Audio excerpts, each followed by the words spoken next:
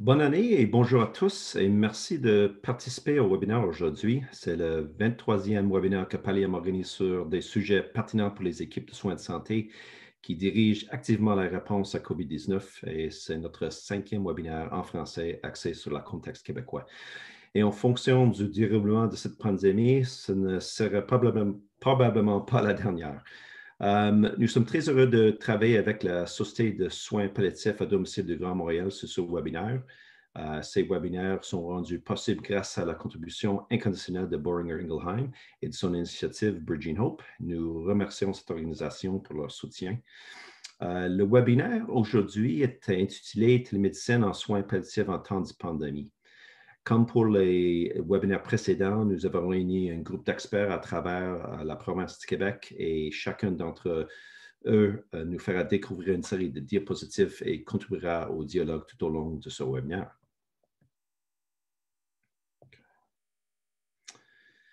OK. En ce qui concerne le fonctionnement, vos microphones ont été mis en sourdine, mais cela ne signifie pas que nous ne voulons pas vous entendre.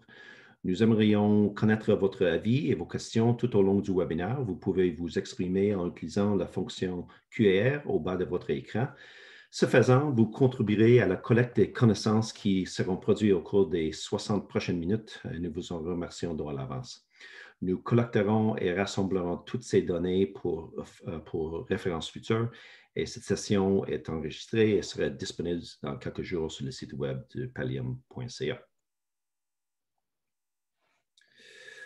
OK, comme déclaration du conflit, Pallium est une organisation nationale à but non lucratif fondée en 2000, basée à Ottawa et financée en partie par Santé Canada.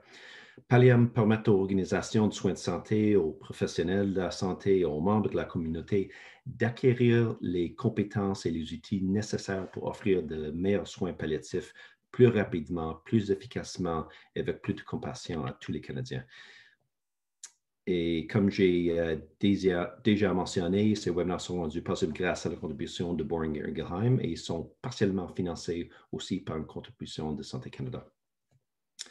Nos présentateurs aujourd'hui, c'est Dr. Annick Beaulieu, Danny Bessette, Nicolas Jean et Dr. Olivia Nguyen. Et voilà. Alors, je suis votre hôte pour cet webinaire aujourd'hui. Je m'appelle Jeffrey Mote, je suis le PDG de Pallium Canada. Notre modérateur aujourd'hui, c'est M.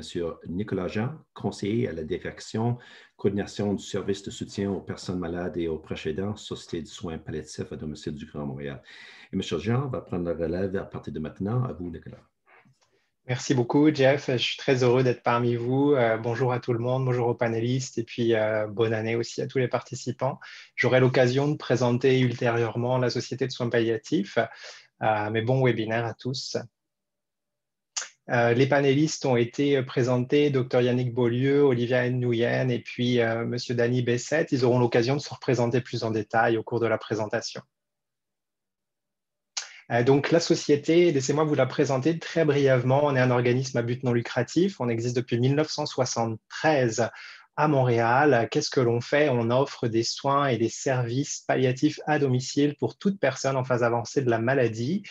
C'est important de le dire. On accompagne des personnes qui ont le cancer, pour une grande majorité, 80%, mais pas que. On accompagne tout type de maladies, notamment les insuffisances ou les maladies dégénératives, telles qu'Alzheimer, par exemple. On intervient sur toute l'île de Montréal et sachez qu'on accompagne environ 1200 patients par an et on a accompagné 60 000 patients depuis 1973, donc une belle expertise en matière de soins palliatifs à domicile.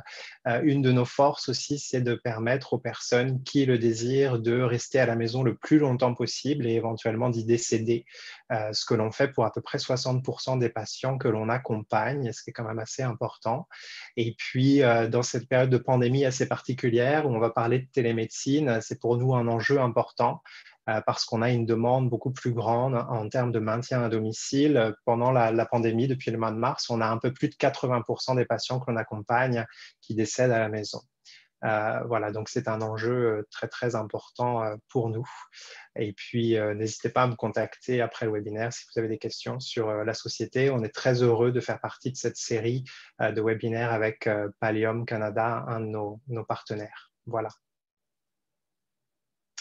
Les objectifs d'apprentissage de ce webinaire, on en a 5, je vais vous les présenter. Évidemment, on va parler un peu de la littérature actuelle sur la télémédecine en soins palliatifs, on va parler d'expérience par rapport à ce qui se fait déjà et ce qui s'est fait pendant la pandémie. Et puis, on aura un focus assez important grâce au docteur Beaulieu sur la plateforme React, qui permet d'organiser des sessions virtuelles interactives. On parlera ensuite des autres outils qui sont possibles ou qui sont exploitables dans le contexte de soins palliatifs. Et puis enfin, on parlera de l'adoption de React dans le contexte de la pandémie plus spécifiquement. Alors bonjour. Oui, pardon. Non, c'est correct. Allez-y. Je m'appelle Olivia Nguyen, je suis médecin en soins palliatifs. J'ai une compétence avancée du Collège des médecins de famille du Canada en soins palliatifs et un collège royal en médecine palliative. Je travaille aussi du nord de l'île de Montréal, où j'y suis chef de service, et je suis aussi récemment vice-présidente de la Société québécoise des médecins de soins palliatifs. Donc d'abord à tous, merci d'être présents. Merci de m'avoir donné la possibilité de présenter aujourd'hui. Puis un sincère remerciement pour tout ce que vous faites pour améliorer la santé des patients vulnérables en cette période difficile de pandémie, surtout nos patients en soins palliatifs.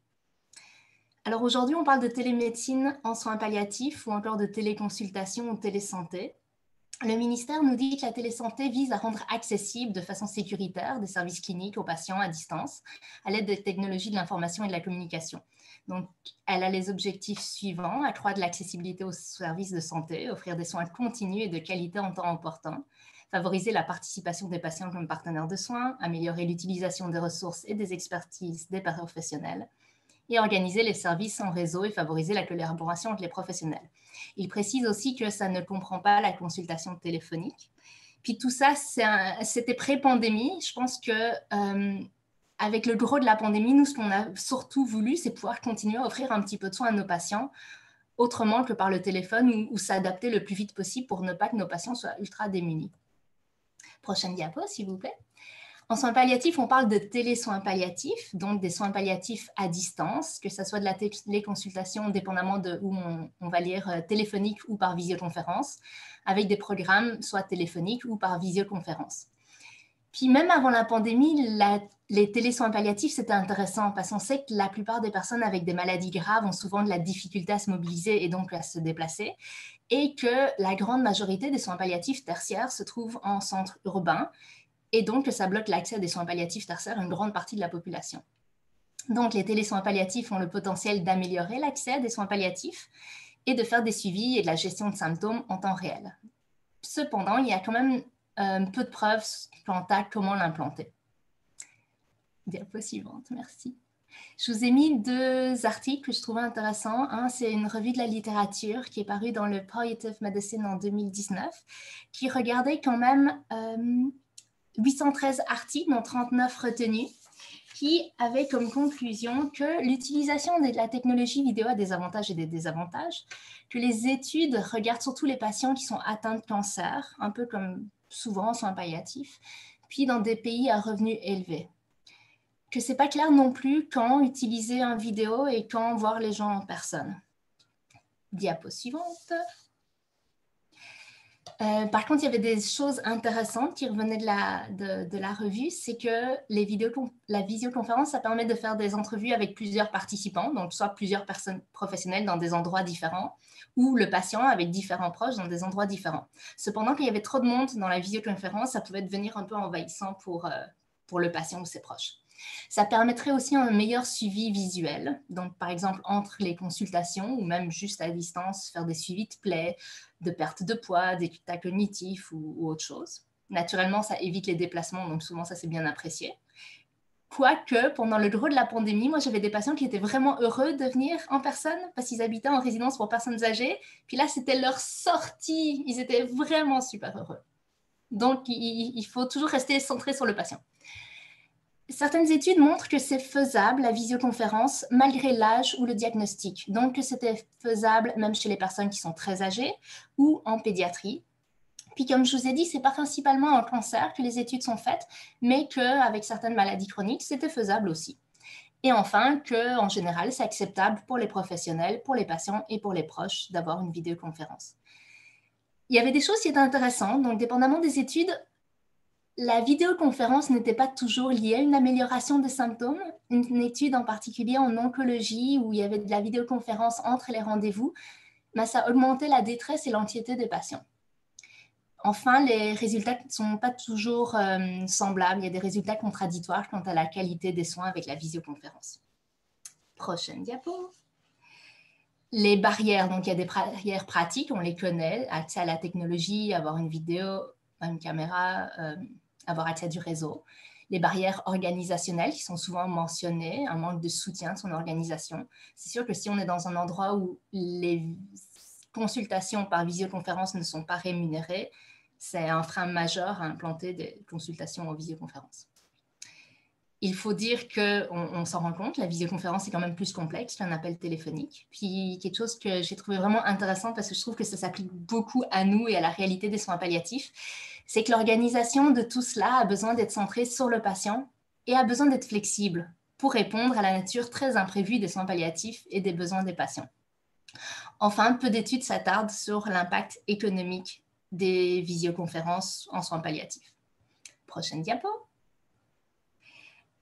Un autre article que je trouve chouette, que je vous ai mis, qui est dans le Journal of Palliative Medicine de 2019 aussi, c'est les 10 trucs pratiques que les médecins en soins palliatifs devraient savoir par rapport aux télésoins palliatifs. Donc la visioconférence, comme on l'a dit un peu plus tôt, c'est faisable et acceptable pour les cliniciens et les patients. Il y a une possibilité de mentorat. Puis ça, c'est cool. Imaginez que vous êtes en région super éloignée, il n'y a pas accès à des médecins, il y a l'infirmière qui est à domicile ou le médecin qui est à domicile ou n'importe où ailleurs.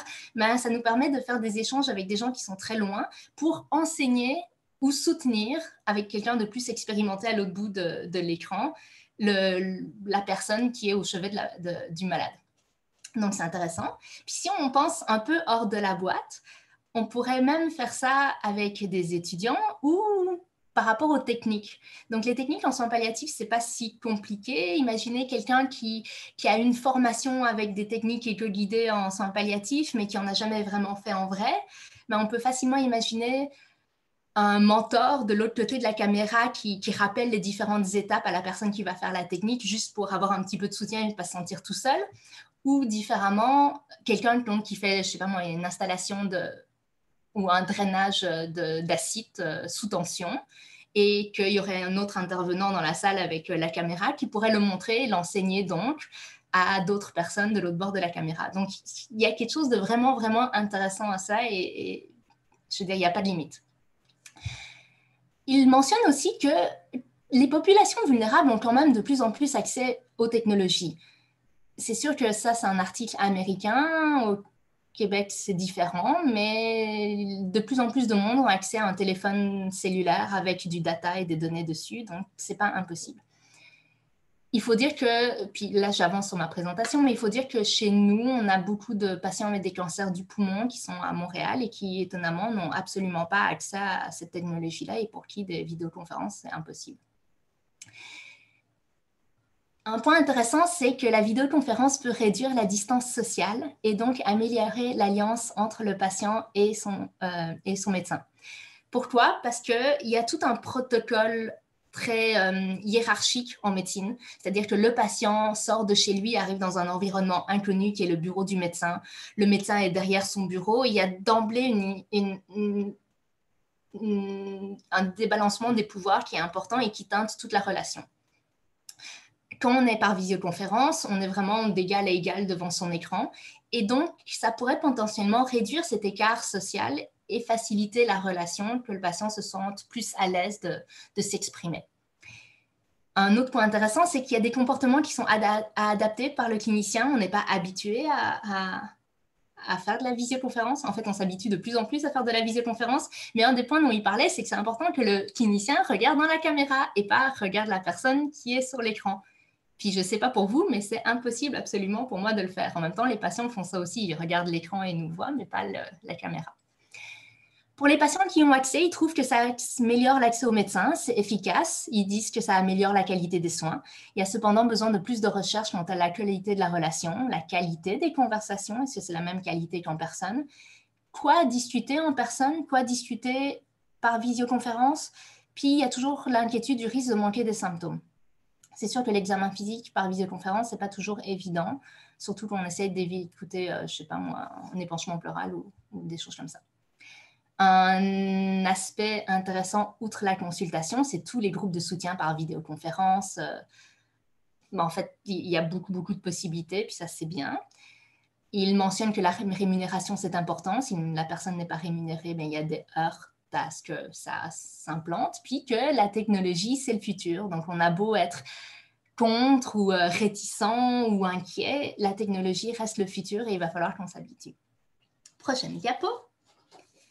Alors, là, vous vous dites, ou si vous êtes comme nous, vous vous dites, OK, c'est vraiment intéressant, la visioconférence, il faudrait vraiment qu'on l'implante.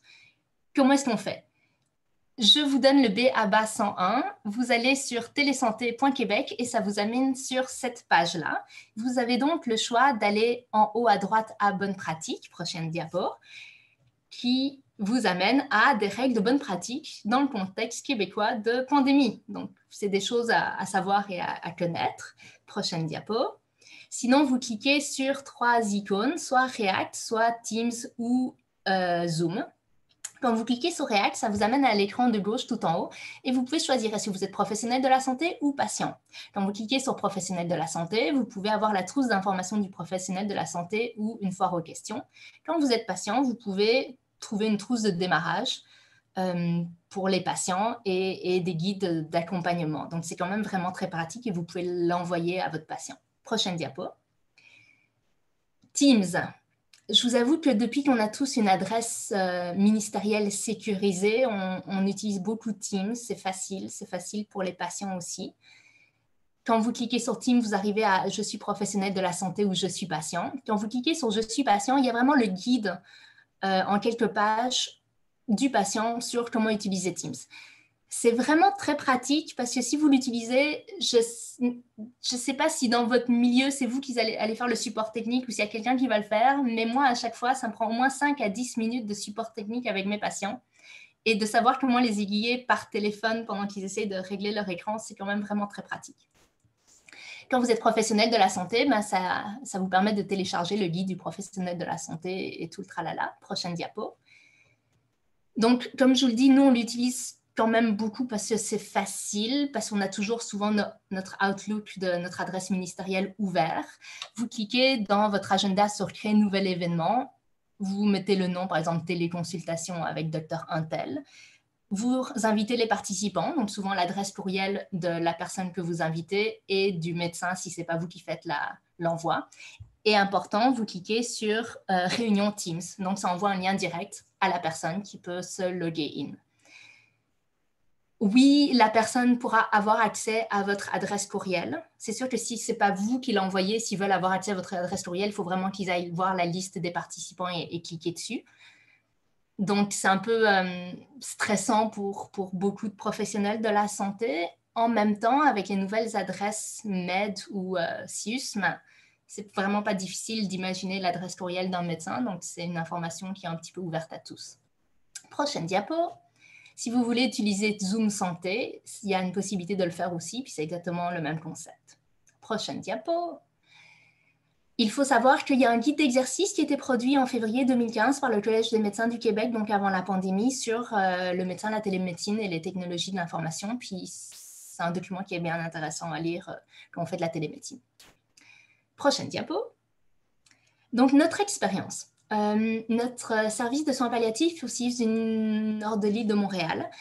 On est 3 RLS, donc 5 CLSC, avec une couverture de médecins à domicile dans ces 5 endroits, 24/7.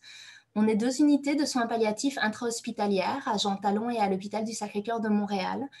Une unité de soins palliatifs extra-hospitalières, style maison de soins palliatifs au pavillon des bâtisseurs, et 2 cliniques externes, une à Jean Talon et une à Sacré-Cœur. Je vous parle surtout de notre clinique externe à Sacré-Cœur, qui est la plus grosse clinique parce que c'est là qu'il y a l'oncologie et les autres cliniques spécialisées. Elle est adjacente à la clinique externe d'hémato-oncologie, de néphro et de gastro-entérologie, ce qui nous permet d'avoir beaucoup de patients qu'on prend en charge en suivi précoce pour de la gestion de symptômes, pour une approche palliative et pour avoir ce lien fort avec les patients et le temps en fait de pouvoir discuter de leur volonté, de les voir évoluer dans leur maladie. C'est intéressant aussi parce que comme on est adjacent à la clinique externe d'oncologie, c'est facile pour les patients de venir nous dire bonjour quand ils viennent en traitement. C'est facile pour les oncologues ou les autres spécialistes de s'arrêter pour qu'on voit des patients d'urgence ou pour nous donner des nouvelles ou pour les infirmières pivots de venir nous dire coucou. C'est aussi pratique pour nous d'organiser le plus possible les rendez-vous en personne. Puis n'importe quelle raison est bonne dès qu'ils viennent dans l'hôpital. Donc s'ils viennent pour des prises de sang, s'ils viennent pour des examens, s'ils viennent pour des traitements de chimiothérapie, on va en profiter pour s'arranger pour les voir en même temps, pour que ça soit facile pour eux. On le faisait déjà avant la pandémie, mais là, avec la restriction des visites, c'est d'autant plus important. Nous avons une infirmière clinicienne en clinique externe et nous sommes ouverts 5 jours sur 7, de 8h à 16h. Il y a une couverture téléphonique pour les urgences aussi en dehors des œuvres ouvrables. Nous avons environ 1200 visites par année avec plus de 600 patients différents par an. On voyait nos patients en présence 100% des cas jusqu'en mars 2020, puis là, la pandémie est arrivée. On était 20% en présence jusqu'en août, puis on est remonté depuis à 40-50%. Prochaine diapo. J'aimerais vous dire que nous, on s'est adapté vraiment vite, puis on a fait de la télémédecine. Malheureusement, ce n'était vraiment pas le cas. On a tous eu le choc de la première vague. Il a fallu s'adapter vite. Notre clientèle était très malade. Je pense qu'il y a eu des délais de prise en charge, surtout en oncologie, mais pour toutes les autres maladies où les patients n'ont pas eu accès à leur rendez-vous et leur traitement. Puis rapidement, on a eu besoin de s'adapter. Alors, je vous parle du téléphone parce que pendant très longtemps, on était principalement au téléphone. Puis le téléphone, c'est tout un art. En fait, on a développé l'art du téléphone parce qu'avant, on n'était pas habitués, nous les médecins, à faire nos suivis téléphoniques, contrairement au personnel nursing qui est beaucoup plus à l'aise avec le téléphone. Donc, c'est l'art du non-verbal avec les silences, l'art de savoir poser les bonnes questions. Ça a pris du temps d'adaptation aussi, d'être capable de démystifier ou de décrypter le ton de la personne au téléphone, d'entendre les émotions via la voix. Donc, c'est un art, il faut prendre son temps, mais on est quand même capable de faire des choses intéressantes par téléphone maintenant qu'on en a plus l'habitude. Les consultations téléphoniques, surtout au début, on s'est rapidement rendu compte que c'est un peu nul, les consultations téléphoniques. Avant qu'on soit capable de poser les bonnes questions, d'avoir les bons symptômes, on avait beaucoup de patients qui minimisaient, donc qu'on voyait, puis c'était vraiment profondément détérioré, puis que les soins n'étaient plus possibles et qu'on voyait, nous, en soins palliatifs rapidement et qu'ils mouraient. C'était difficile. On a commencé aussi à faire des fins de vie à distance, ce qu'honnêtement, on ne faisait, nous, jamais avant la pandémie, parce que les patients souhaitaient rester à domicile, parce qu'ils ne voulaient pas rentrer à l'hôpital et risquer de mourir seuls parce que leurs proches ne pouvaient pas visiter, parce qu'ils avaient peur aussi d'aller en maison de soins palliatifs, parce que plusieurs maisons de soins palliatifs étaient fermées, ou parce qu'il y avait la même crainte par rapport aux visites. Donc, il y a beaucoup de gens qui ont décidé de mourir peut-être moins bien en restant à domicile, ou de faire le mieux qu'ils pouvaient pour garder leurs proches le plus longtemps possible à la maison. Et parce qu'il manquait profondément de ressources sur le terrain. Nous, on dessert beaucoup de patients aussi qui ne font pas partie de notre territoire parce qu'on est un centre tertiaire ou quaternaire en pneumologie. Donc, il y a des gens de très, très, très loin qui viennent pour voir nos spécialistes. Puis, quand il n'y a pas d'accès à des soins palliatifs ailleurs, nous, on les prend en charge en clinique externe, puis on continue à les suivre. Par exemple, s'il n'y a pas de médecin de soins palliatifs à domicile dans la région où ils sont, on continue à faire le suivi à distance. Ça, c'est intéressant parce que j'en parlais récemment avec mon infirmière, puis je me disais, mais avant, qu'est-ce qu'ils faisaient tous ces patients? Parce qu'on fait beaucoup de fins de vie à distance avec des biberons, avec l'aide des infirmières qui sont au chevet du patient. Puis elle me disait que probablement qu'ils allaient en maison de soins palliatifs où ils étaient hospitalisés. Puis de la même manière, le téléphone, ça a beaucoup changé les choses parce que nos patients qui appellent et qui vont moins bien, on fait des consultations téléphoniques ou par visioconférence immédiatement, alors qu'auparavant, ils devaient attendre leur prochain rendez-vous. Donc, peut-être qu'ils ne nous appelaient pas, ils enduraient leurs symptômes. Donc, c'est tout un changement de paradigme complet. Puis ça nous a permis aussi de resserrer les liens avec le communautaire de manière importante parce qu'on est beaucoup plus soudés avec les infirmières à domicile des CLSC de notre population. On les connaît souvent par leur prénom, ils nous appellent directement, on se texte via React. Ça nous a permis vraiment de resserrer les liens avec le communautaire. Puis, il faut se dire les choses franchement, nous, on a eu beaucoup de retard avant d'implanter la télémédecine. C'est depuis cet automne surtout qu'on a eu l'équipement en clinique externe, d'avoir une caméra et d'un casque d'écoute pour pouvoir être capable de faire nos visioconférences. Notre clinique externe, on a quand même beaucoup de monde, puis il y a beaucoup d'imprévus dans la journée. Par exemple, je suis chef de service et j'étais beaucoup le médecin qui était attitré à la clinique externe. Donc, toutes les réunions qui s'ajoutent, c'est difficile de céduler des patients à heure fixe, surtout pendant la première vague où on avait des réunions 2-3 fois par jour et on faisait que ça, parler de la pandémie. Puis, il y a toutes les urgences aussi. Donc, quand un patient voit l'oncologue, puis l'oncologue trouve que ça va vraiment pas bien, ils vont venir nous voir pour demander si on est capable de voir le patient tout de suite avant qu'il retourne chez lui pour pouvoir implanter la prise en charge d'emblée pour pas que le patient ait besoin de revenir ou pour qu'on puisse le voir en personne. Donc, ça rajoute des urgences ponctuelles qu'on essaye de voir. Et d'avoir nos autres patients par téléphone, il faut se dire que c'est quand même pratique. Donc ça a tout été un peu des raisons un peu poches de notre part de ne pas implanter la télémédecine plus vite. Puis ça nous appartient et on n'est aussi pas les personnes les plus proactives sur les nouvelles technologies de l'information. Par contre, une fois qu'on commence, c'est quand même vraiment bien d'être capable de voir le patient et ses proches. Et je ne pense pas qu'on vienne en arrière. Donc, comme je vous l'ai dit, on essaie de voir toujours nos patients le plus possible en présence, au moins une fois, quitte à faire le reste après en télémédecine ou par téléphone. Donc, on profite qu'ils viennent en chimiothérapie, tous les autres rendez-vous en prise de sang, en bilan, en imagerie, en transfusion pour profiter qu'ils soient là pour les voir. On apprécie la flexibilité des rendez-vous téléphoniques, surtout que nos patients ne sont pas si difficiles. En général, ils sont souvent à la maison, donc on va leur dire qu'on va les appeler en avant-midi ou en après-midi. Il y a quand même de la flexibilité. Il y a un manque de technologie étonnamment important pour une grosse partie de notre clientèle, même chez les jeunes. Je ne sais pas si c'est à cause du territoire qu'on dessert ou pas, mais nos patients n'ont pas nécessairement accès à cette technologie-là. J'en parlais avec une infirmière pivot de poumon. Eux font leur première rencontre maintenant par télémédecine, c'est bien. Mais l'infirmière pivot poumon, elle dit qu'elle n'a pu en faire aucune parce qu'aucun de ses patients a accès à la technologie. Donc, c'est quand même gros. Puis, il y a besoin de support technique. Comme je vous l'ai dit, moi, ça me prend au moins 5 à 10 minutes chaque fois pour faire ce support-là pour mes patients. On n'est pas une clinique de gros débit. Je vois en général 5 à 12 patients par jour, dont d'habitude 2-3 nouvelles consultations, donc ça ne me dérange pas, puis ça permet de créer un lien quand même avec le patient, mais 10 minutes par rendez-vous quand on fait du haut débit, c'est quand même long. Prochaine diapo. Dernière diapo en fait. Donc notre constat, il y a du positif, vraiment des nouvelles modalités. Le fait de la pandémie, on peut être rémunéré maintenant pour parler au téléphone avec nos patients ou pour faire de la téléconsultation, donc ça c'est bien. Il y a une gestion nécessairement plus rapide en temps réel des problématiques. Les patients nous appellent, soit on gère ça avec l'infirmière qui est en clinique externe ou à domicile en leur parlant directement, ou on rappelle le patient et ses proches et on règle les problèmes. Il y a une facilité pour la personne et ses proches, donc ils n'ont pas besoin de se déplacer, ça c'est vraiment bien. Puis, je parle d'un peu d'oncologie parce qu'on est très, très imbriqués avec leur clinique externe. Je vous ai dit, l'infirmière pivot fait ses premières conférences, ses premiers contacts par visioconférence. Puis, il y a quand même eu des choses agréables. Par exemple, il y a eu un groupe de pleine conscience cet automne. Ils avaient eu 7 rencontres et ça s'est fait par Zoom.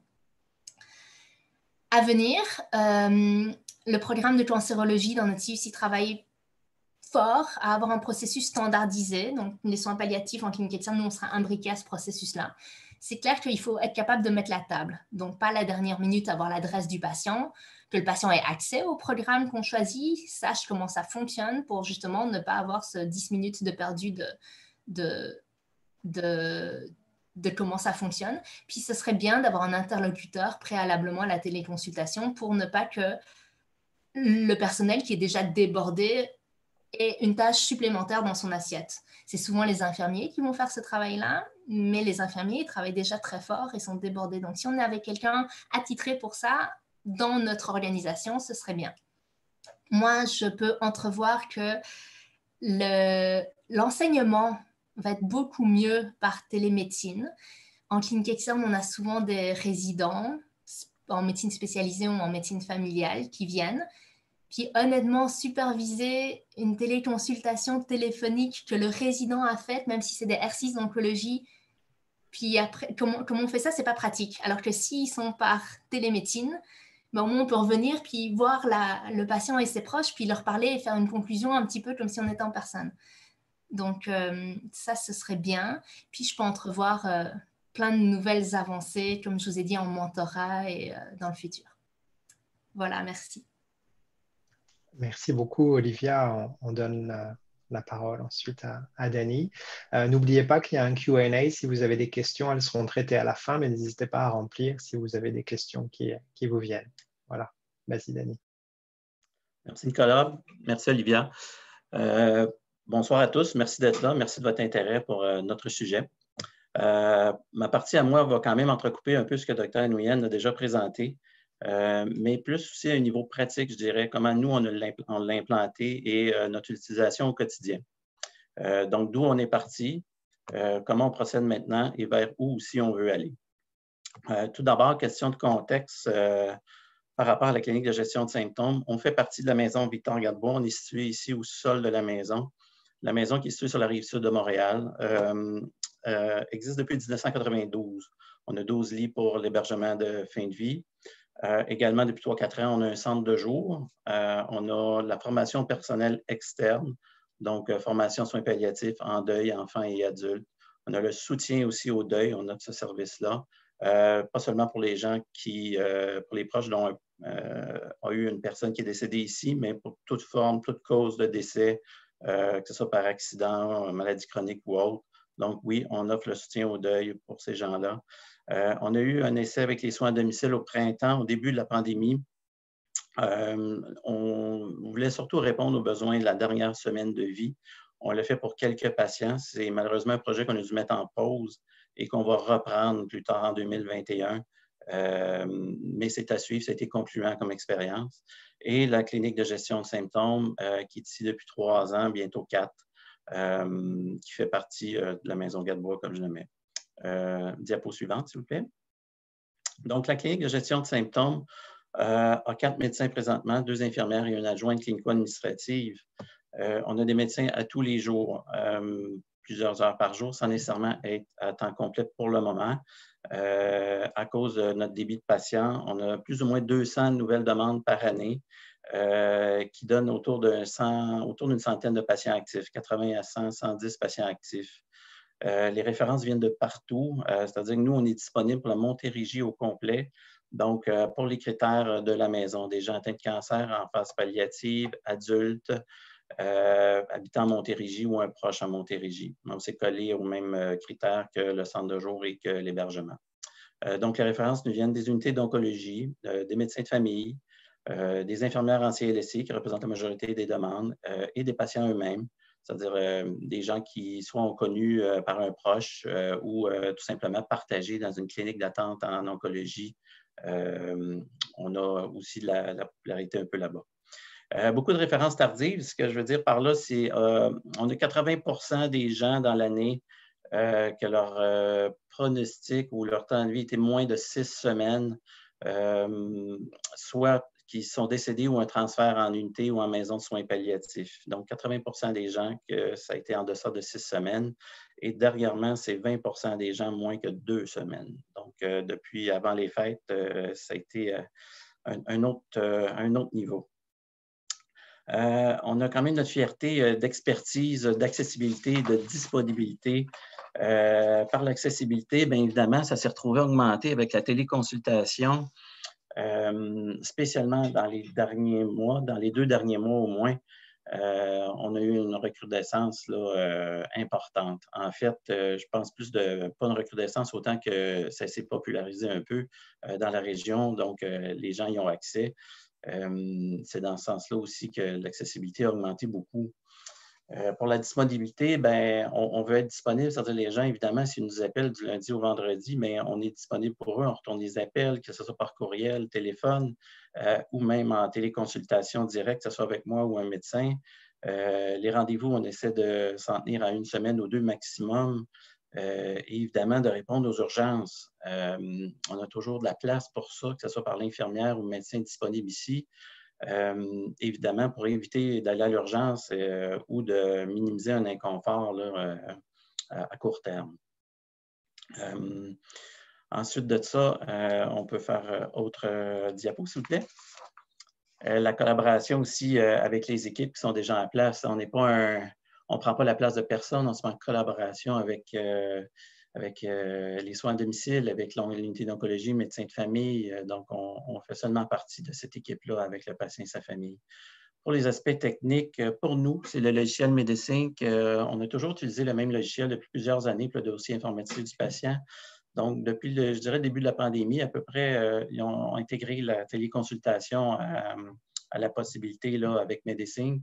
Donc, ça a été facile de s'adapter à ça.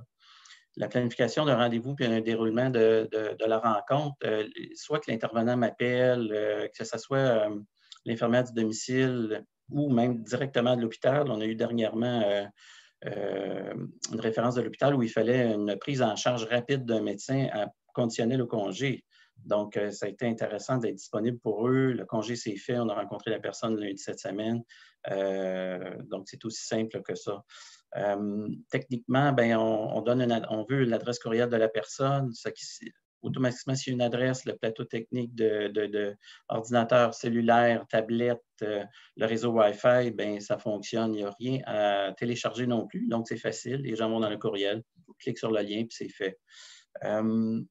Le déroulement, ben, moi, je les vois 30 minutes avant. Donc, ce qu'Olivia parlait tantôt, des fois, dans le délai de la rencontre d'un 5-10 minutes, ben, pour nous, ce 30 minutes-là est important. Premièrement, vérifier le lien technique et aussi prendre des informations, le partage de ce qu'il y a à faire, l'explication de la clinique, que ce soit le début du partage sur les symptômes, les malaises psychosociales, etc.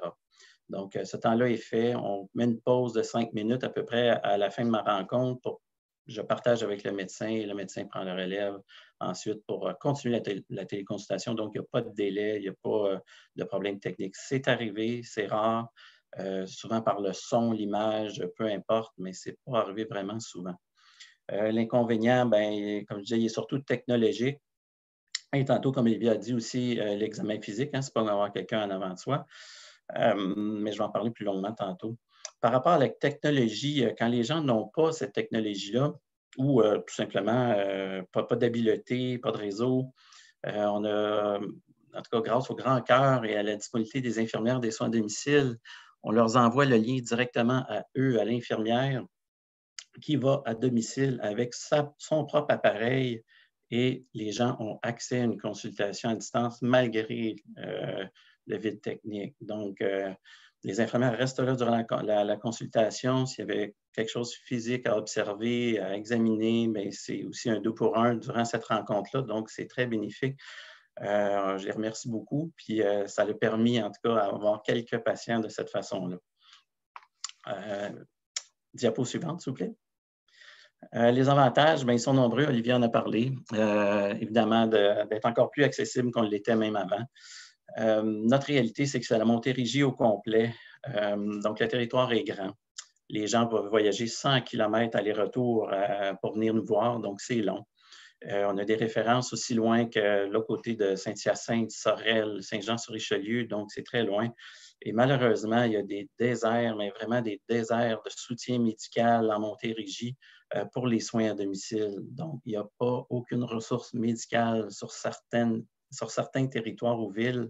Donc, pour nous, mais ça nous fait plaisir d'être là pour eux, puis ça fonctionne bien avec les infirmières aussi à domicile. Même principe, ça peut être aussi dans leur boîte de courriel ou sinon avec évidemment le patient et sa technologie et le support de sa famille.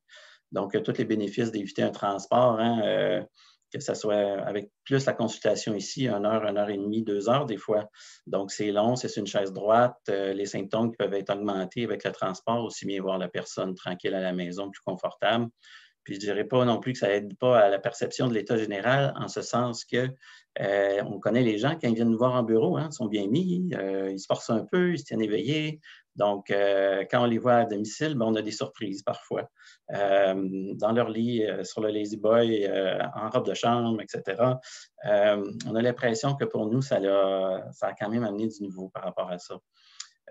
Évidemment, de voir la famille, l'environnement,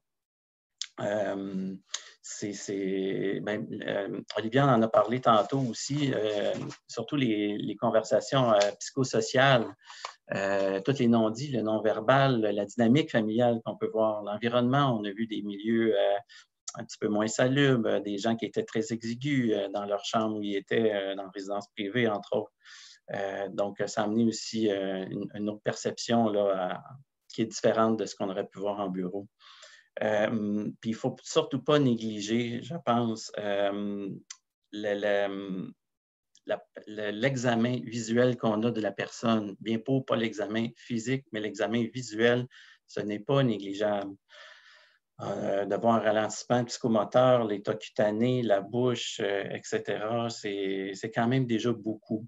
Les médecins ici, en partageant avec eux, disaient qu'ils ne pensent pas avoir arrêté grand-chose en n'ayant pas examiné quelqu'un, à comparer de ce que ça a pu apporter au niveau de l'accessibilité, en sachant le dossier de la personne, le diagnostic, les médicaments qu'il prend, qu'on ait les résultats des labos, des investigations, bien, on a déjà souvent une bonne idée de la cause du symptôme que le patient peut présenter.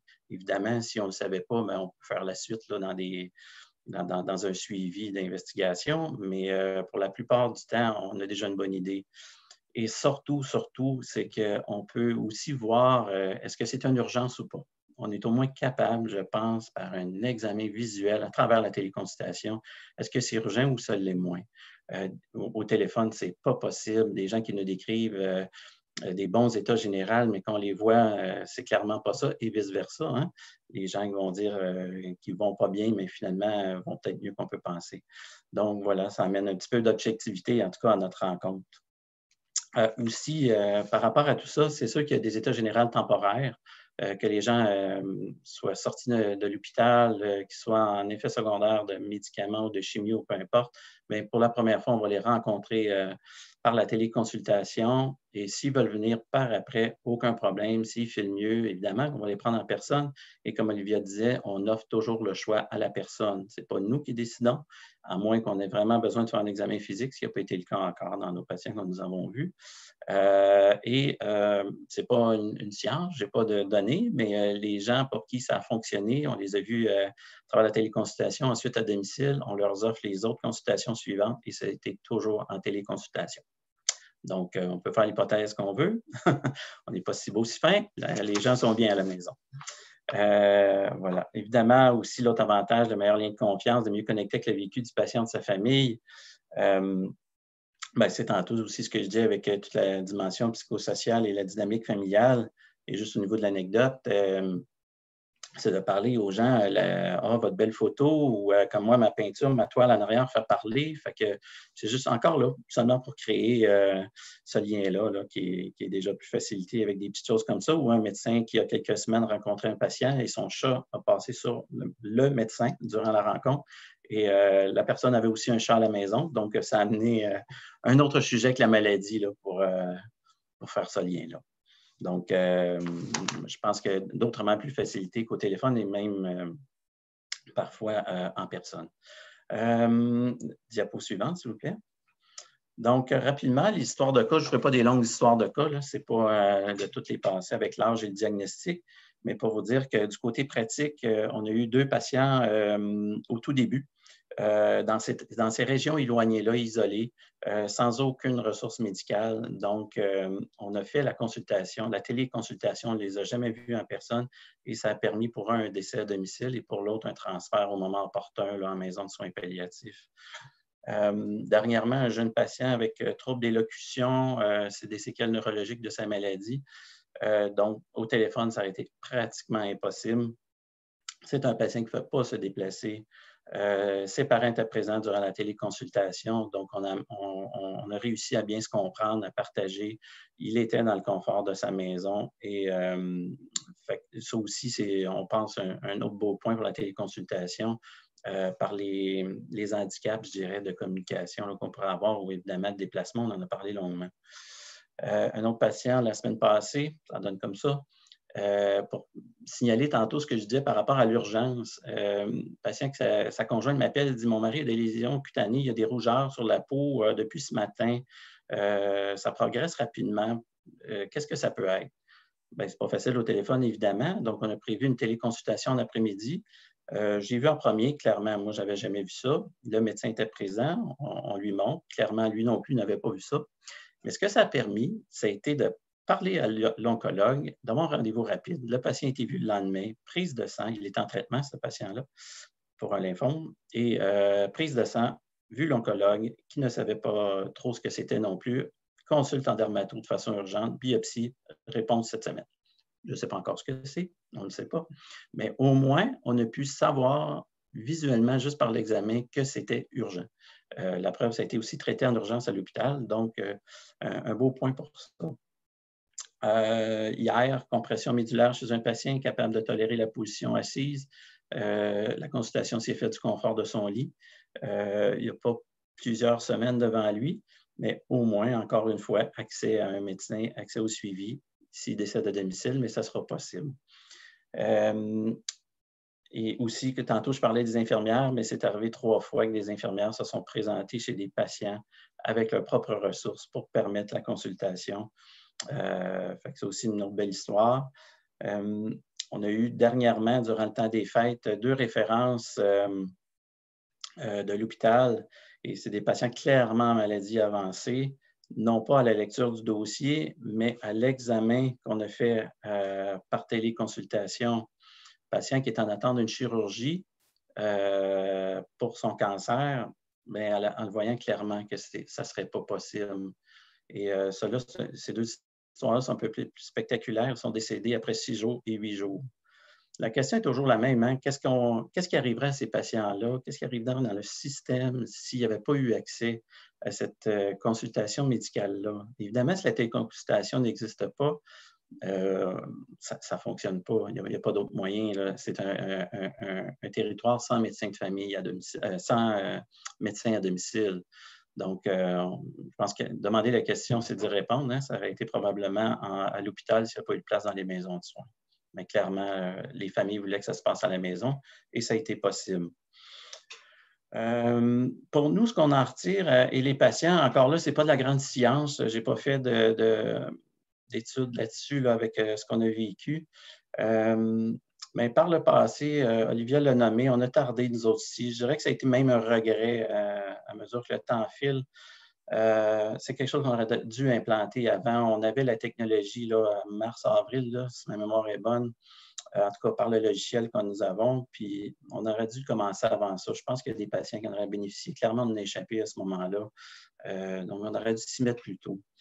Les familles nous rapportent, c'est tous positif. Il n'y a rien de négatif encore avec la téléconsultation. Il n'y a pas l'impression qu'on a passé à côté de quelque chose. Pour les gens qui se déplacent, comme je l'ai mis tantôt, oui, ils vont venir nous voir. Est-ce que c'est juste encore là pour créer un lien avec nous, voir l'environnement, peu importe. Mais quand on leur demande, ils ne sont jamais revenus une deuxième fois. Ça s'est toujours continué en téléconsultation. Donc, ce que nous, on en pense, comme j'ai dit au début, on était réticents. Je faisais partie de ceux-là, mais on était agréablement surpris, même au-delà des attentes, de l'intensité du contact, des discussions, la qualité de ces discussions-là, de ce partage-là à travers la téléconsultation. Je pense que dans ce qu'on fait, on est des êtres de toucher, de voir, de partager avec les gens, sentir l'énergie. Ben, en même temps, je pense qu'au-dessus de ça, on a l'accessibilité aussi qui nous tient à cœur et aussi la possibilité aux gens de pouvoir terminer le jour à la maison. Donc, ça prend de loin le dessus sur les inconvénients de la téléconsultation. Fait que voilà. Ce qu'on en est aujourd'hui, je dirais qu'à partir de 0, évidemment, au début, à 10 peut-être à l'été, au printemps. On est rendu à 50 % en téléconsultation depuis début décembre. Je pense qu'on a fini de parler qu'on était réticents, on a fini de parler que c'était un projet. On rentre vraiment dans le concret pour la suite et ça va se poursuivre, ça c'est certain. On a trop de bénéfices pour le moment. Alors, merci beaucoup. Je termine ma partie. Merci beaucoup, Danny. On a quelques questions qui ont été posées dans le Q&A. On les réservera pour la fin. Et c'est au tour de Dr Beaulieu d'y aller. Merci beaucoup. Alors, je vous partage mon écran. Peut-être me savoir, Nicolas, si tu la vois. Très bien. C'est tout beau. Alors, merci pour l'invitation. C'est un plaisir de suivre Olivia et Danny comme présentateurs. Je vais vous parler aujourd'hui, puisque je travaillais avec mon équipe, avec différentes équipes de soins palliatifs, l'équipe aussi de Nicolas, bien avant la pandémie. On m'a demandé un petit peu d'amener un côté un peu plus technologique, un peu plus large, qui dépasse la partie plus clinique qu'on a entendu, plus reliée aux soins palliatifs, mais vous allez voir certains liens pendant la présentation, en lien avec l'application React que certains d'entre vous probablement connaissez. Et moi, je suis cardiologue et intensiviste à l'hôpital Sacré-Cœur et aussi à l'Institut de cardiologie, mais surtout à l'hôpital Sacré-Cœur. Je suis le fondateur, créateur de la compagnie et de l'application en arrière de React. Et depuis quelques mois, impliqué donc comme directeur médical avec Philips, et je vais vous en reparler un peu plus tard. Et donc, pour la petite histoire, c'est intéressant d'entendre Danny et Olivia qui ont parlé quand même d'un très large éventail de cas, de pathologies de tout type. Vous avez des patients qui viennent de tout horizon, qui peuvent avoir différents besoins. Et donc, quand on parle de télémédecine, souvent les gens parlent de visioconférence, mais quand on regarde la définition générale et celle du Collège des médecins de la télémédecine, ça implique tout ce qui est communication sécurisée, la téléassistance, la télésupervision. Et donc, l'implantation qui a commencé un peu en trombe au début de la COVID a beaucoup été focusée sur la vidéoconférence et j'espère qu'elle évoluera vers l'éventail beaucoup plus large que la télémédecine représente. Et quand React a été débuté, en fait, moi, ça faisait depuis le début des années 2000 que je travaillais pour enseigner l'échographie dirigée, donc le Focused Ultrasound, à des non-spécialistes pour apprendre à regarder l'acide, les épanchements pleuraux, le cœur, mettre des cathéters sous guidance écho. Fait que pendant une dizaine d'années, j'enseignais ça sous forme de séminaires, sous forme de e-learning, de web et tout. Puis la frustration que j'avais, c'était que les gens apprenaient et après quelques mois, souvent avaient besoin de se faire un peu retenir par la main pour apprendre comment manipuler la sonde, comment faire l'éco-guidance. Et c'est là que j'ai dit, plutôt que les médecins ou les professionnels aient à lâcher leur pratique, partir 2-3 jours, faire un cours, pourquoi on ne pourrait pas inventer quelque chose qui permettrait de faire tout ça en direct pour qu'on puisse voir l'examen échographique, quelques webcams pour voir la position de la main ou la guidance lors d'une procédure et les accompagner dans leur milieu, que ce soit en compagnie d'un patient ou dans un contexte plus d'apprentissage et de simulation.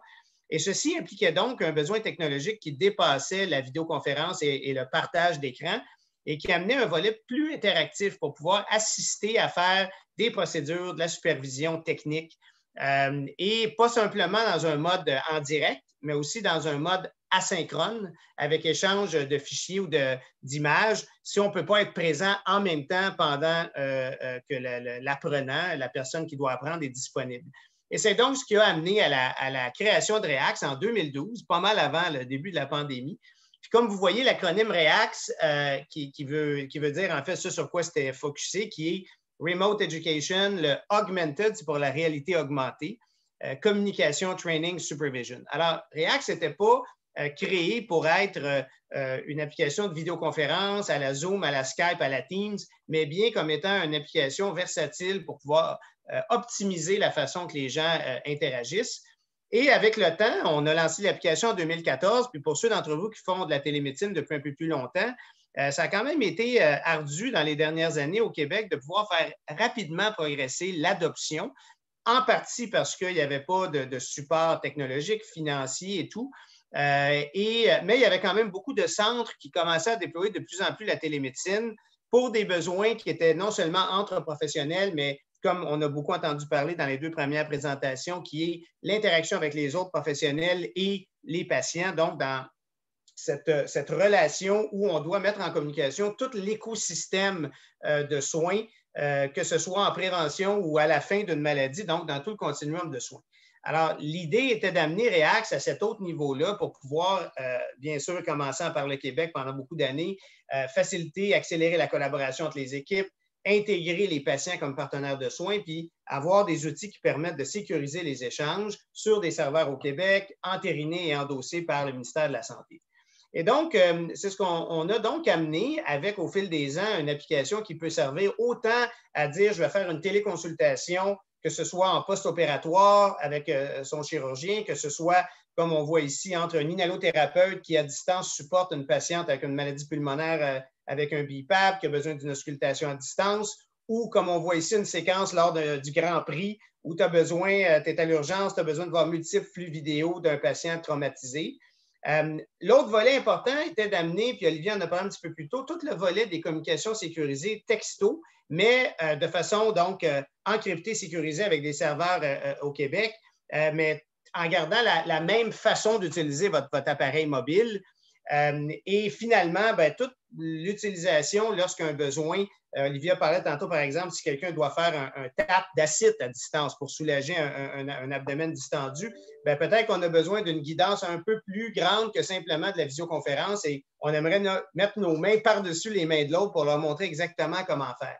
Alors, l'application a été amenée au fil des années dans un contexte plus général et un point important, donc, c'est qu'il y avait tellement de besoins que lorsque tu développes un outil, ensuite, c'est de pouvoir répondre à un besoin.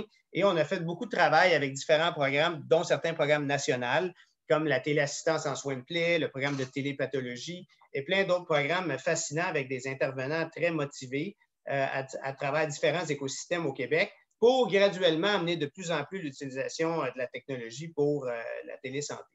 Un aspect quand même non négligeable qui a été important dans lequel on s'est lancé, je pense, en commençant en 2017, c'était d'avoir la certification du ministère de la Santé, qui est un petit peu comme la recherche du laissez-passer A38 dans les 12 travaux d'Astérix, c'est-à-dire c'était quelque chose qui était quand même assez rigoureux.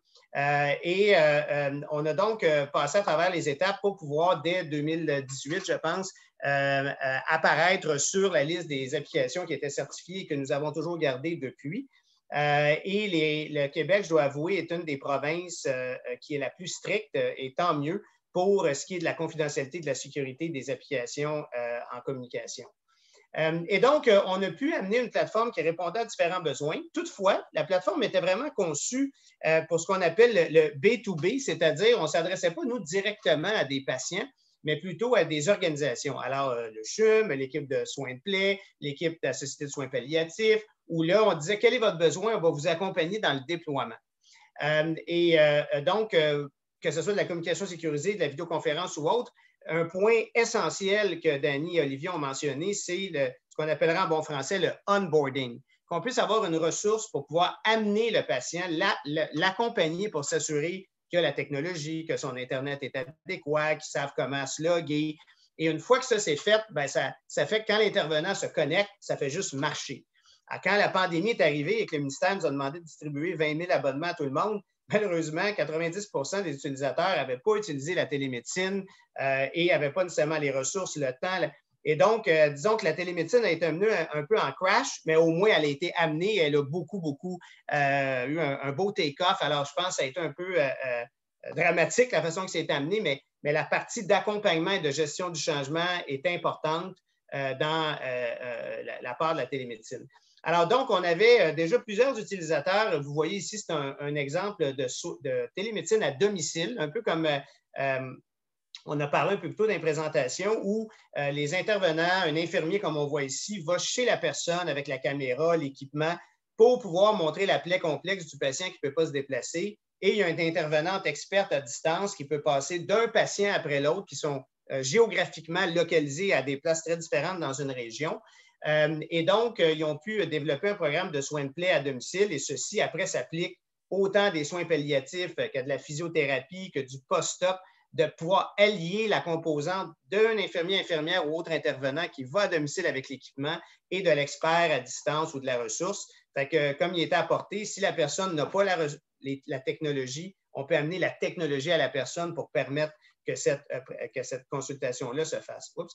Alors, un volet important pour la partie des soins palliatifs pour lequel on a commencé à travailler avec les équipes, c'était de pouvoir aider à la coordination des choses qui étaient pas, dont le besoin initial n'était pas de la vidéoconférence avec le patient ou les familles, mais plutôt la communication sécurisée pour pouvoir établir des équipes de soins, établir la communication. Et donc, c'est de cette façon-là qu'on a travaillé avec les équipes. Et c'est intéressant parce qu'on a commencé en début 2019 et à ce moment-là, quand on parlait, avez-vous un besoin de communiquer avec le patient, les familles, faire de la téléconsulte? Et ce qu'on se faisait répondre par les équipes de soins palliatifs, c'était pas vraiment, c'était pas comme le besoin primaire. Alors, quand j'entends Dany, puis que j'entends qu'il y a justement 50 ou à peu près je trouve ça une évolution phénoménale, puis c'est plate que ça a pris une pandémie, mais le fait que ce soit de plus en plus implémenté, on voit maintenant que c'est beaucoup plus large le type de communication virtuelle qui peut bénéficier les patients. Et donc, l'idée est de pouvoir avoir des conversations, mais aussi de pouvoir dire, j'ai eu une conversation avec un intervenant ou un patient et j'aimerais l'archiver pour pouvoir la mettre au dossier médical électronique. Alors, en travaillant avec les équipes, on a pu faire évoluer la plateforme pour amener des façons simples d'archiver des conversations qui sont en fait comme des conversations texto, mais qui peuvent inclure des images, des prescriptions. Alors, c'est important de tout capturer, encore là, toujours de façon sécurisée, ce qui fait partie des conversations.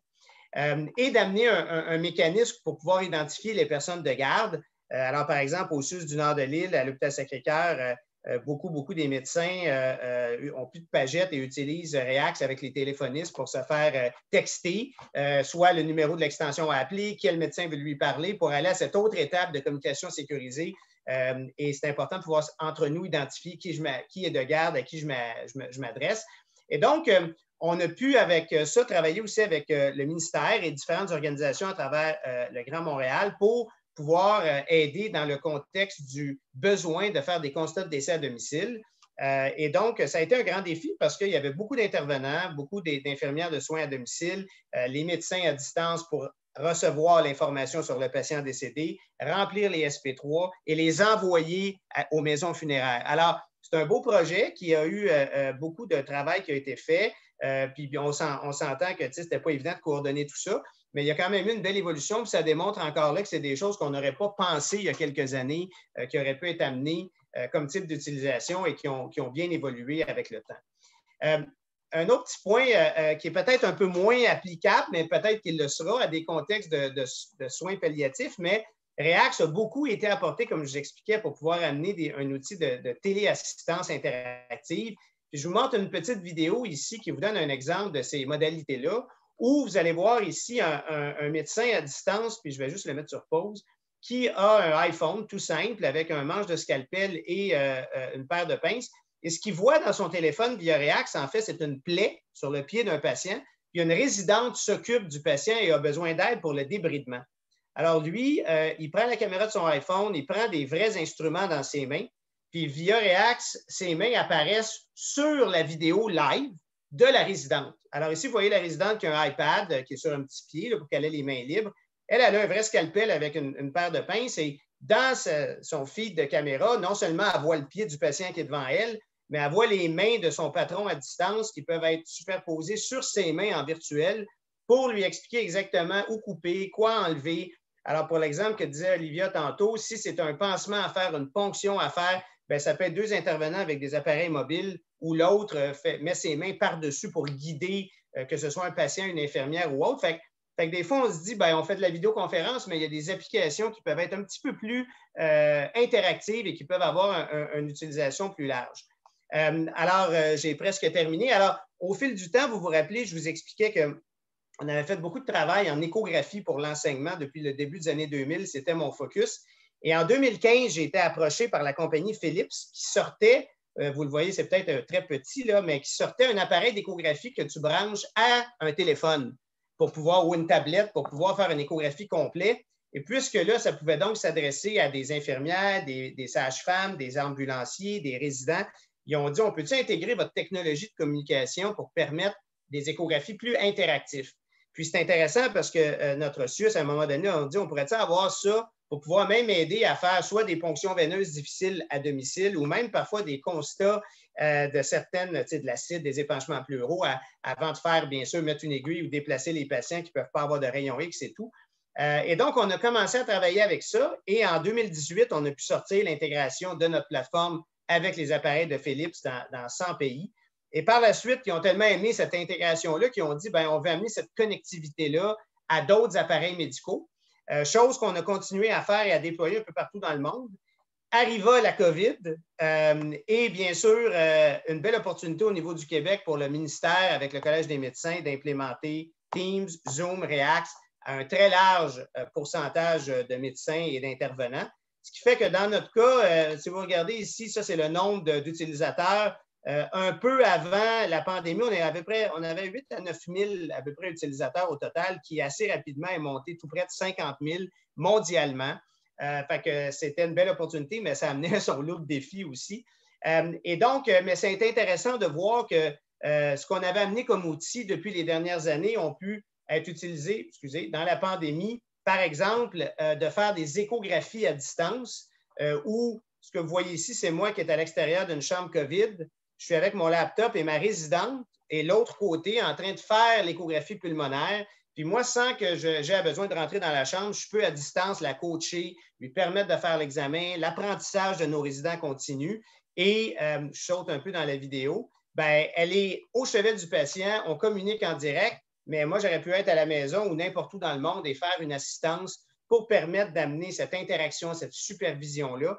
Alors, on n'avait pas prévu la COVID, mais disons qu'on était très fiers, moi et mon équipe, du développement de la technologie de ce genre qui a été implémenté partout dans le monde.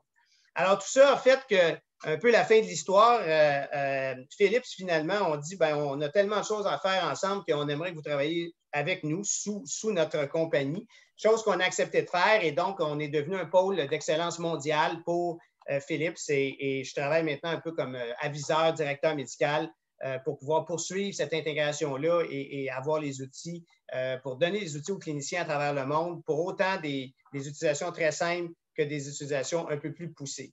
Alors, le présent, c'est de continuer ce qu'on fait, de pouvoir s'intégrer dans plein d'autres écosystèmes. On espère pas pour une autre pandémie, mais pour donner des outils qui, en passant, sont complémentaires. On peut utiliser Teams une journée, Zoom l'autre et React l'autre, selon notre besoin.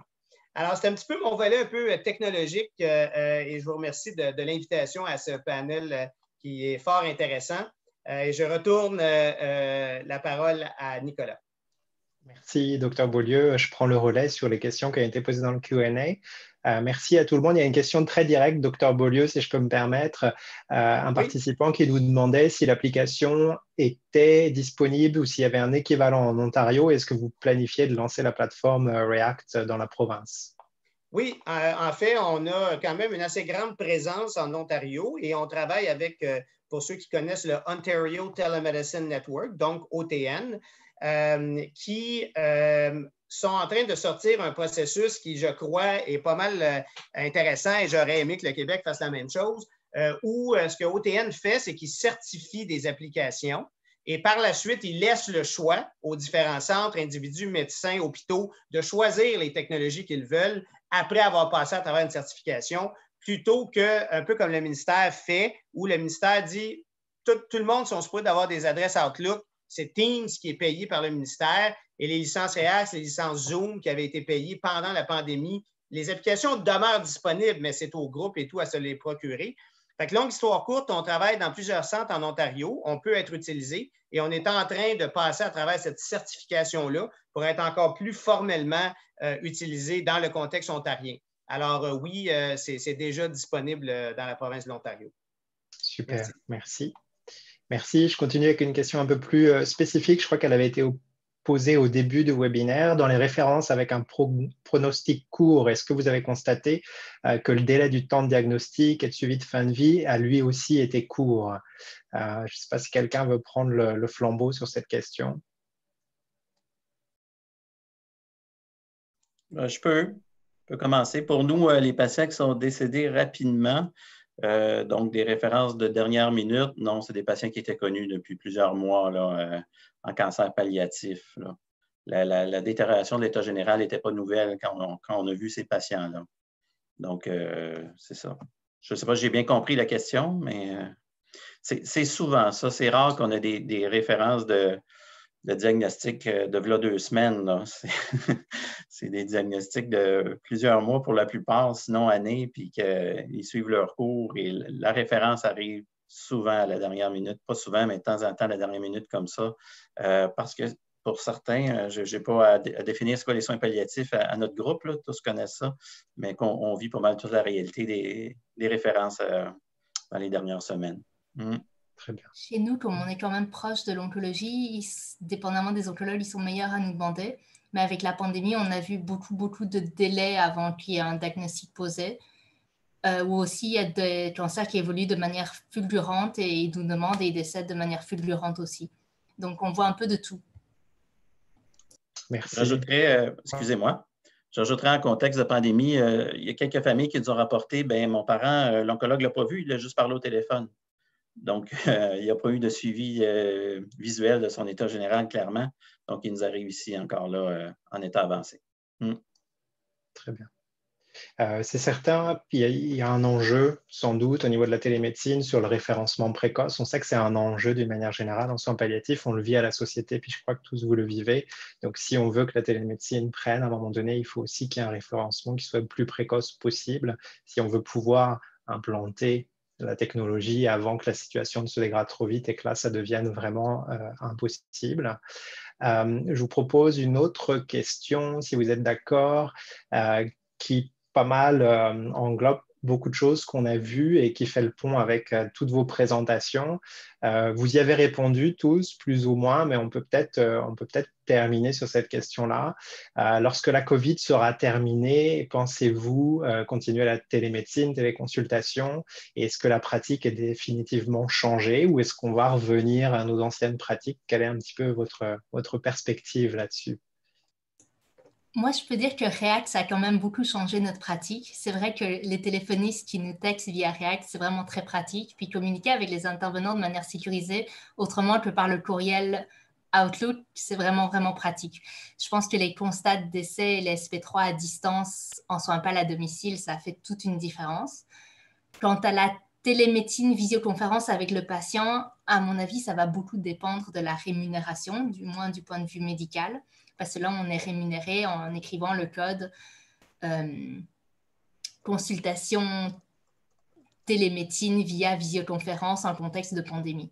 Donc, si la RAMQ ou le ministère décide d'enlever la rémunération par télémédecine en contexte de pandémie, il est certain que la majorité des consultations vont se faire en présence pour que le médecin puisse être rémunéré. C'est malheureux, mais ça risque d'être ce qui va arriver. J'espère que la rémunération va rester parce que c'est vrai que ça fait une belle différence dans la vie des gens. Merci. Docteur Beaulieu, vous vouliez renchérir? Oui, en fait, je pense que ce qui est hyper important, un des commentaires que j'ai eu de beaucoup de centres cet été, c'était qu'il y avait eu pendant le printemps beaucoup de ressources dédiées à le onboarding, accompagner les patients et tout, et que quand les choses s'étaient un peu améliorées cet été, beaucoup de ces ressources-là avaient été enlevées. Et donc, et là, les médecins, puisque ça a été amené, ça n'a pas été un changement de comportement que les gens ont dit « Wow, je veux l'adopter ». Ça commence là un peu plus, mais les gens, donc, dès qu'ils ont pu repasser à du présentiel, il y en a beaucoup qui ont fait ça parce qu'ils ne se sentaient pas soutenus, leur agente administrative, leur clinique, le onboarding, la gestion du changement. Fait que je pense que la clé de ça, il y en a deux. La première, c'est d'accepter la gestion du changement pour supporter les cliniques, les hôpitaux, le support administratif, le personnel qui va permettre que les consultations soient faites. Et la deuxième, bien sûr, c'est de garder la rémunération pour qu'elle soit adaptée. Parce que présentement, je pense tout le monde est au courant qu'on est encore sur les espèces de codes de COVID. Ce n'est pas des codes de facturation de télémédecine établis pour le futur. C'est encore les espèces de codes d'urgence. Fait que je pense que c'est un ensemble de choses, mais il faut que ces deux choses-là puissent être au rendez-vous pour le pérenniser vraiment dans le futur. Merci beaucoup, Dr Beaulieu. Je crois qu'on a répondu à toutes les questions qui étaient dans le Q&A. On a répondu à quelques-unes directement par écrit. Et je donne la parole à Jeff, peut-être, pour conclure. Merci. Nos 60 minutes se sont écoulées rapidement et au nom du Pallium Canada, je tiens à remercier notre modérateur et les panélistes pour le temps qu'ils ont investi dans la réalisation de ce webinaire et pour le riche dialogue qui s'en suivi. Nous vous sommes très reconnaissants pour le contenu que vous nous avez communiqué aujourd'hui. Un grand merci à vous tous, nos participants, d'avoir pris le temps de participer à ce webinaire. J'espère que vous l'avez trouvé utile. Nous sommes heureux de produire d'autres webinaires en français avec nos partenaires Société de soins palliatifs à domicile de Grand Montréal pour soutenir les travailleurs de la santé qui continuent à diriger la réponse à la COVID-19. Il existe un certain nombre de ressources en ligne gratuites disponibles sur les sites web de SSP, DGM et Pallium. Je vous encourage donc à en profiter. Ce webinaire sera téléchargé sur le site web de Pallium dans les prochaines 24-48 heures. Et à l'issue de ce webinaire, vous recevrez un courriel avec un lien pour nous faire part de vos commentaires sur la session d'aujourd'hui. Je vous encourage tous à y répondre afin que nous puissions améliorer ces webinaires à l'avenir. Je vous remercie. Passez une bonne fin de journée et prenez soin de vous. Merci.